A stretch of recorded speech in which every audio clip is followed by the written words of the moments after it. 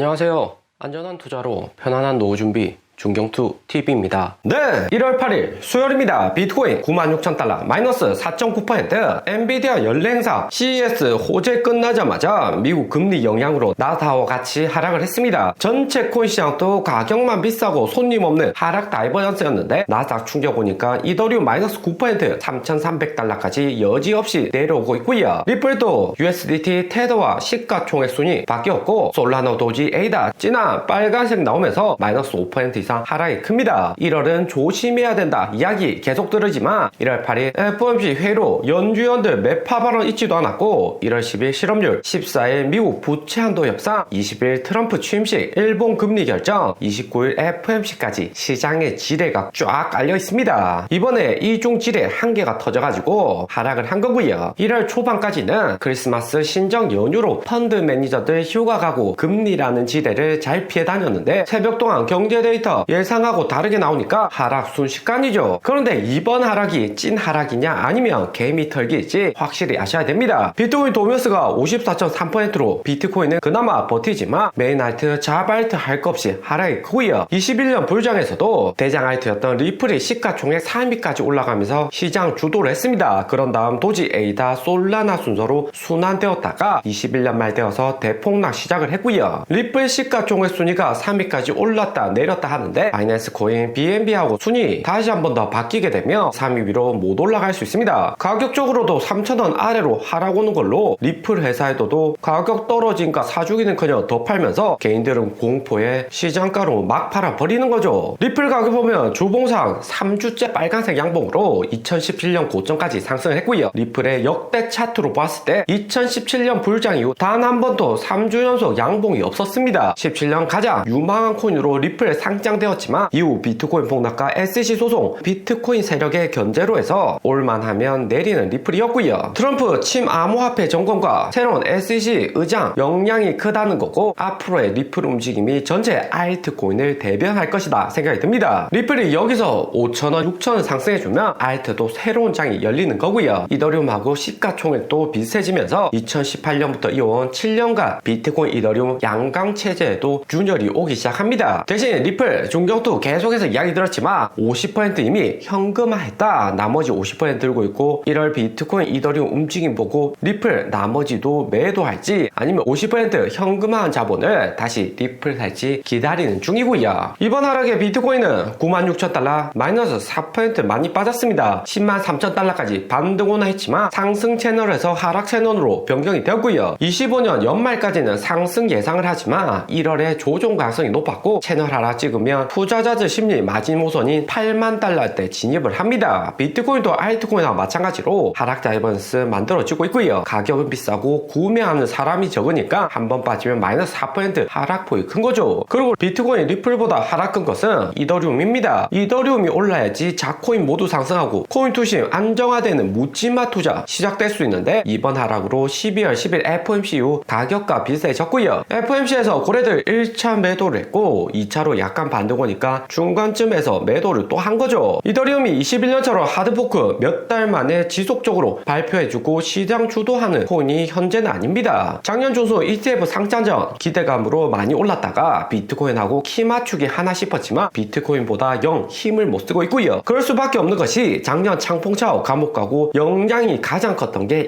이더리움이었습니다. 창펑차오는 이더리움 창시자 비탈릭하고 긴밀하게 지냈다는 사실 모두 다 알고 있고요. 캔슬러 리스크 삭제, 작년 하락 크고 횡보도 많이 했었는데 이번 하락이 이 정도까지는 아닐 것이다 생각이 듭니다. 어느 정도 하락 이후 횡보했다가 다시 오르는 움직임 예상해 볼 수가 있고요. 이번 코인 시장 내렸던 것은 또다시 금리 공포가 가장 큰 이슈죠. 무엇보다 올해 1월 말 연준이 금리 동결할 가능성이 매우 높고 시장이 지켜보는 경제 데이터도 잘 나오고 있습니다. 새벽 동안 나온 ISM 서비스 지표하고 미국 일자리 수 잡 오프닝 모두 컨센서스 상회하면서 미국 경제가 너무나 잘 돌아가고 있다. 있습니다. 거기에 1월 9월 FOMC 부정적으로 나오고 10일에 논판폐율이나 실업률 컨센서스보다 낮게 나온다면 금리 동결 가능성은 훨씬 더 높아지다 볼 수 있습니다. 시장은 1월 금리 동결하고 3월 5월까지는 금리 안 내리면서 올해 최소 한 번 정도만 금리 인하할 것이다. 금리 동결 가능성을 높게 보고 있고요. 알트코인은 항상 금리 높은 상황에서 조심을 해야 되는 것이 2017년 비트코인 반감기 이후 큰 상승을 놓았지만 당시에 미국 금리가 0.25% 낮은 상황이었습니다. 금리 낮으니까 시장에서 넘쳐나는 유동성이 주식이나 부동산 고평가라고 하면서 코인으로 들어왔던 거고요. 하지만 미국 금리 4%라서 워렌 버핏도 역대급 현금 가져가면서 이자 수익을 챙겨가고 있습니다. 1월 29일 어떻게 파월 의장 발표한지도 중요한데 그 전에 1월 9월 FOMC 회의록 나오고 그 다음 박힌, 보머, 하커, 연준 위원들 매파적인 발언 기다리고 있고요. 안 그래도 시장 분위기 안 좋은데 여기 있는 연준 위원들까지 금리 동결 무조건 해야 된다 이야기를 하면 나스닥이나 코인시장 조정할 가능성이 상당히 높죠. 거기에 파월 의장 역시 트럼프의 스타일을 잘 알고 있기 때문에 우선적으로 금리나 안 하겠다 동결 압박을 하면서 연준 의장 임기 3회차 협상에 들어갈 수 있습니다. 파월 의장 트럼프 임기 초반부터 강력하게 동결한다 연준의 힘을 보여준다며 트럼프는 파월과 협상할 가능성이 높고 파월 의장도 이렇게 매파적인 발언 나오다가 점차 시장 예상보다 한 번, 두 번 더 금리 인하해주면서 시장 분위기 띄워줄 가능성이 상당히 높다 생각이 듭니다. 파월 의장 역시 변호사 출신으로 그렇게 꽉 막힌 인물은 아니기 때문에 트럼프 스타일 생각하고 자신도 3년임 챙기면서 시장에도 긍정적인 호재를 가져다 줄 수 있고요. 트럼프나 파월 모두 협상에 능숙한 인물이다 생각을 해두셔야 됩니다. 때문에 1월하고 2월 초 정도 조정할 수 있지만 트럼프의 강력한 연준 압박이나 협상을 통해서 언제든지 추가 금리 인하 나오고 증시나 코인에게도 긍정적일 것이다 예상이 되고요. 당장에는 큰 폭락 걱정할 필요가 없는 게 연준이 금리 인하 해주면서 얼마든지 시장에 탄력을 줄 수가 있습니다. 당장에는 미국 경제 잘 돌아가기 때문에 좀 더 쉬어간다는 정도 의미가 되고요. 그리고 역대 금리 동결했을 때 미국 증시 움직임 보면 96년 1월 마지막으로 25bp 금리 인하하고 연준이 더 이상 금리 안 올리는 동결 시작했습니다. 당시에도 동결할 때는 경제가 너무나 잘 돌아가기 때문에 동결을 한 거고 증시도 이미 상승을 많이 했었고요. 그런 다음 좋은 경기에 한 번 더 올랐지만 빠르게 저점까지 내려오면서 이후 아시아 경제 위기까지 시장 충격은 매우 컸습니다. 미국 증시는 그나마 잘 버티겠지만 아시아 증시 상당히 위험하죠. 코인 시장 역시 트럼프가 당선 안 됐더라도 해리스 체제 아래서도 비트코인 올라갈 수 있었습니다. 대통령의 정책도 중요하지만 금리가 코인 시장에게는 핵심이다 보시면 되고요. 96년처럼 나스닥 이렇게 움직이면 코인은 증시보다 먼저 선반영이 되기 때문에 비트코인 빠르게 좋은 고점 못 돌파하는 거고 알트코인은 먼저 빠질 수가 있는 거죠. 그리고 다음 미국 증시 충격은 미국이 아닌 신흥국에서 나올 가능성 높은데 삼성전자 주가 계엄 사태로 인해서 5만 1,000원까지 바닥을 찍었었습니다. 하지만 최근 환율 다시 올라오면서 새벽 동안 엔비디아 젠승왕은 삼성전자 HBM도 이용할 것이다 이야기를 했고요. 비록 삼성전자 정치적인 요인이나 미국 고금리 신흥국 리스크로 하락은 했지만 한국 경제 주도하는 대장주고 한국 정부 제대로만 안정화되며 가장 먼저 밀어줄 가능성이 높고요. 거기에 엔비디아나 글로벌 빅테크 역시 TSMC를 메인으로 이용하지만 삼성전자 비중도 어느 정도 남겨둬야 됩니다. 삼성전자 아예 비중 적어지고 기업이 문 닫게 된다면 TSMC는 자연스럽게 독점적으로 가격을 높게 올릴 수밖에 없고요. 그런 구조 잘 알고 있기 때문에 삼성전자에게도 일부 발을 담가두는 엔비디아다 볼 수 있습니다. 그리고 테더도 매수 보면 4.1%로 다시 한 번 더 상승을 하고 있고요. 12월 FOMC 이후 하락 크게 했다가 다시 한 번 더 반등 오면서 쌍봉 만들고 내려는 왔는데 이번 반등에서 쌍봉 돌파하고 상승한다면 알트코인 하락이 커질 수 있습니다. 쌍봉 돌파하고 여기 5% 대시라인 돌파하는 움직임은 올해 월 비트코인 58,000달러 폭락할 때도 비슷한 움직임이 있었고요. 테더홈에서는 한 번 내려온 다음 계속해서 떨어지는 게 아니라 여기 검은색 라인 타고 우상향할 가능성이 상당히 높습니다. 일반적인 패턴이고요. 오늘의 영상은 여기까지입니다. 좀 더 디테일한 투자 정보가 필요하신 분들은 커뮤니티로도 자료가 공유되니까 멤버십 가입과 구독 부탁드립니다. 감사합니다.